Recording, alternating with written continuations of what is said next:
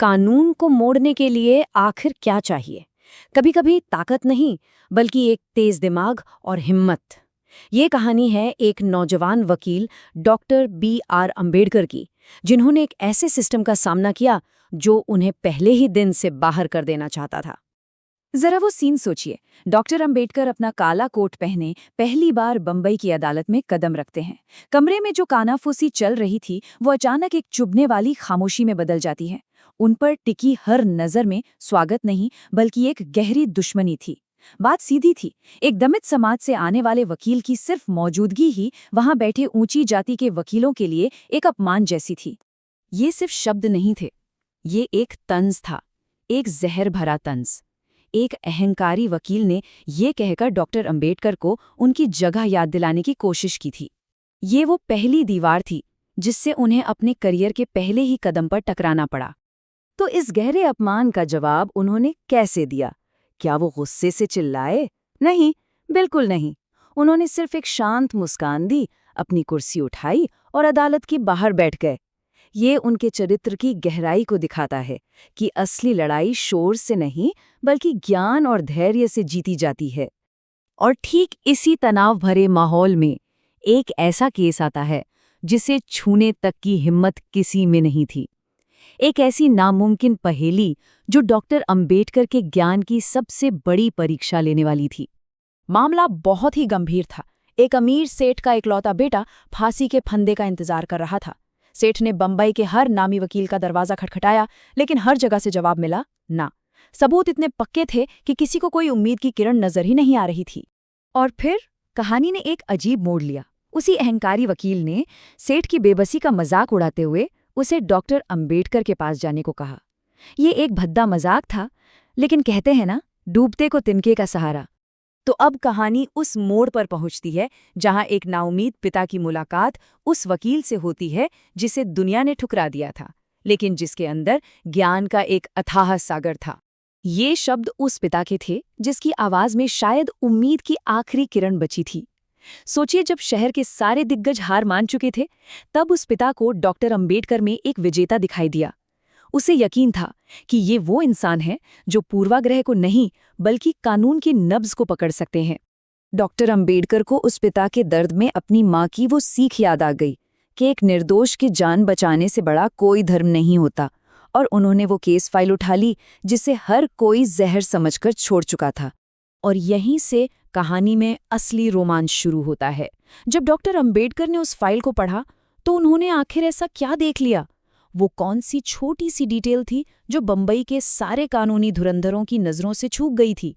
उनकी आंखों की चमक बता रही थी कि उन्हें एक रास्ता मिल गया है जहां बाकी सबको सिर्फ एक बंद दीवार दिख रही थी।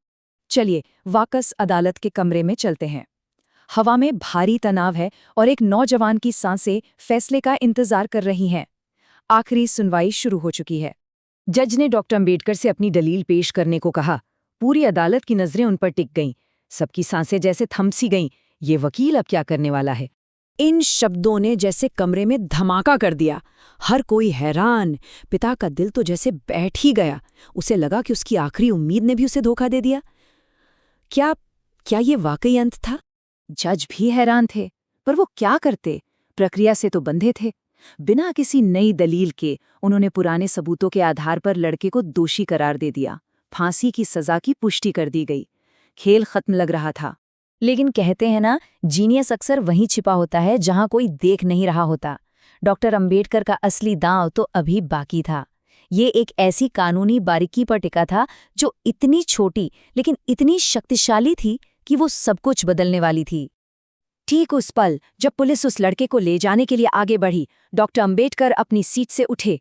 उनकी दमदार आवाज ने अदालत की खामोशी को चीर दिया। एक पल रुकिए योर ऑनर। अब यहाँ बहुत ध्यान से सुनिएगा। जज ने जो सटीक शब्द इस्तेमाल किए थे वही इस पूरे खेल की चाबी थे। उन्होंने कहा था टू बी हैंग्ड, यानी फांसी पर लटकाया जाए। और यही थी डॉक्टर अंबेडकर की बेमिसाल खोज। उन्होंने अदालत को बताया कि जज ने अपने फैसले में सिर्फ फांसी पर लटकाने का हुक्म दिया था, लेकिन कानून के मुताबिक जो जरूरी लाइन थी, जब तक मौत न हो जाए, वो लिखना भूल गए थे। उनका तर्क एकदम सॉलिड था। अदालत को अपने ही लिखे हुए आदेश का अक्षरशः पालन करना था। मतलब वो लड़के को कुछ देर के लिए फांसी पर लटकाकर उतार सकते थे, लेकिन उसे मार नहीं सकते थे। अंग्रेज जज हक्का बक्का रह गया। एक भारतीय बैरिस्टर ने उन्हें उन्हीं के बनाए अंग्रेजी कानून की एक बारीकी से मात दे दी थी। ये सिर्फ एक केस की जीत नहीं थी। नहीं, ये उस सोच की जीत थी कि ज्ञान किसी भी पूर्वाग्रह से कहीं ज्यादा ताकतवर होता है। देखते हैं कि इस जीत का अंजाम क्या हुआ। जज के पास डॉक्टर अंबेडकर के तर्क का कोई जवाब ही नहीं था। उन्हें झुकना पड़ा। कानून की एक छोटी सी तकनीकी भूल ने मौत की सजा को रद्द करवा दिया। उस लड़के की जान बच गई थी। और इस जीत का असर जबरदस्त था। जिन वकीलों ने उनका मजाक उड़ाया था, आज उनके सिर शर्म से झुके हुए थे। बंबई की उस अदालत ने उस दिन ये मान लिया था कि बाहर चबूतरे पर बैठने वाला वो वकील असल में ज्ञान में उन सब से कहीं ऊंचा है। अतीत की ये कहानी हमारे आज के लिए एक बहुत बड़ा सवाल छोड़ जाती है। डॉक्टर अंबेडकर ने अपने ज्ञान को अन्याय के खिलाफ एक हथियार बनाया। सवाल हमारे लिए है, हम अपने ज्ञान, अपनी समझ का इस्तेमाल अपने समय के अन्यायों से लड़ने के लिए कैसे कर सकते हैं?